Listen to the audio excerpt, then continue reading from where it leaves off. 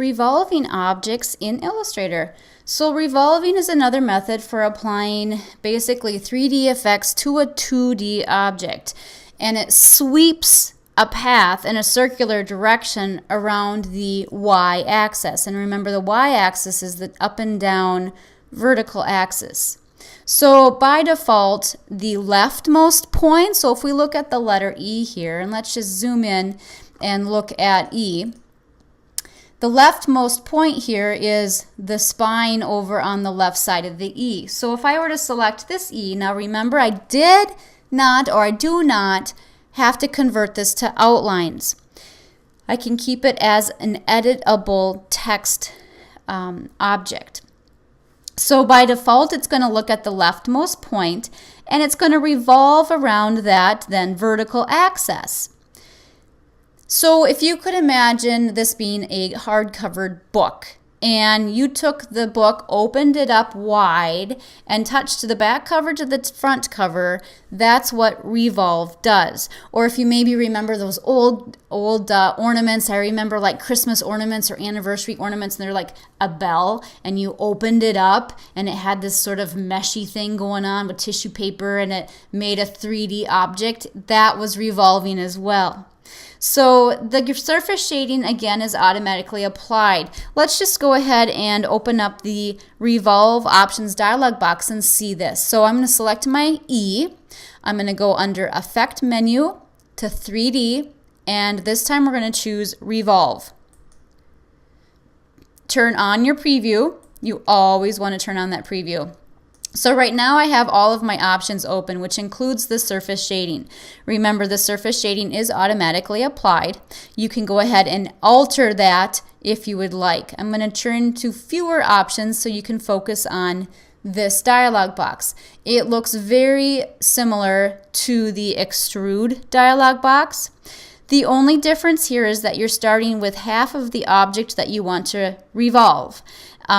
So you have your rotation cube here, so I can rotate to look at this in a different angle. And if you can see, this is my letter E, but it's been swung around to allow it to enter into the three-dimensional world. Okay, so this was a letter E. This takes a little bit of visualization to understand what is going to happen.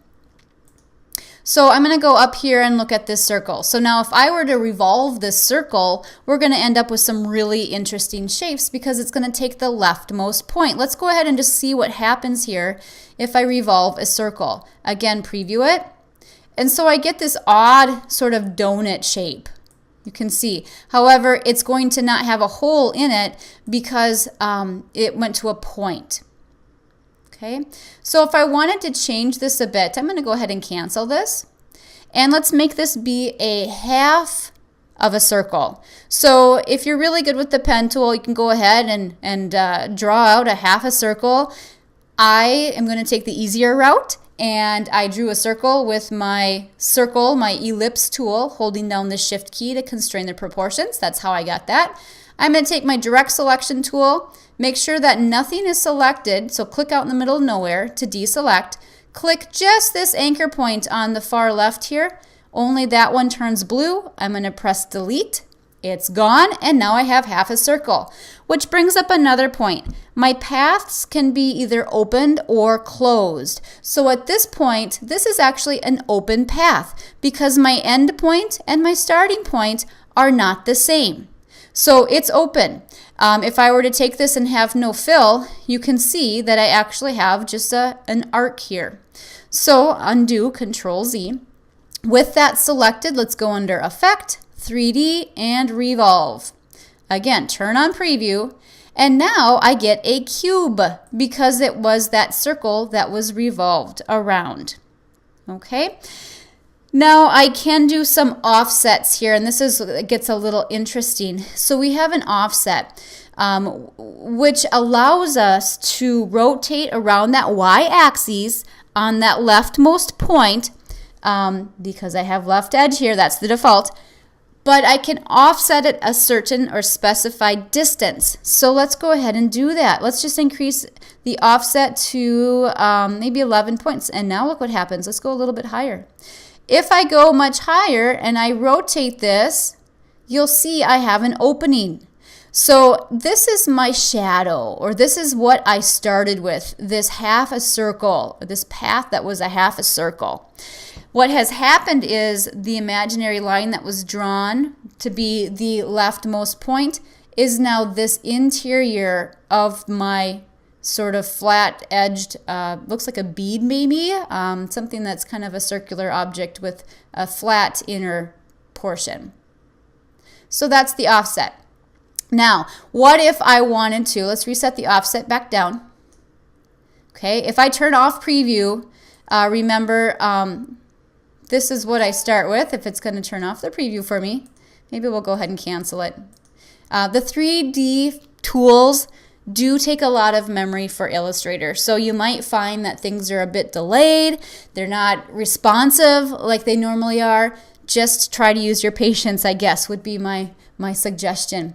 Okay, I'm going to head back up to 3D and Revolve, but this time I've been saying, you know, it always goes off that left edge. It's going to go off that left vertical edge. We can change that. That's the default, but I can change it to the right. And by doing that, let's do a preview here. I get a completely different shape. So this is off of the right edge, and you can see that I get kind of this funnel type shape. So my flat edge that was created is now my outer portion. If we go to the left edge, I get my sphere. So it's the same starting shape, it just responds a little bit differently. Okay, and I could do something similar with this. Now if I wanted to do a box, let's just look at how it's going to revolve, and you kind of have to imagine what's going to happen here. You know, this is going to make sort of a flat disc type shape.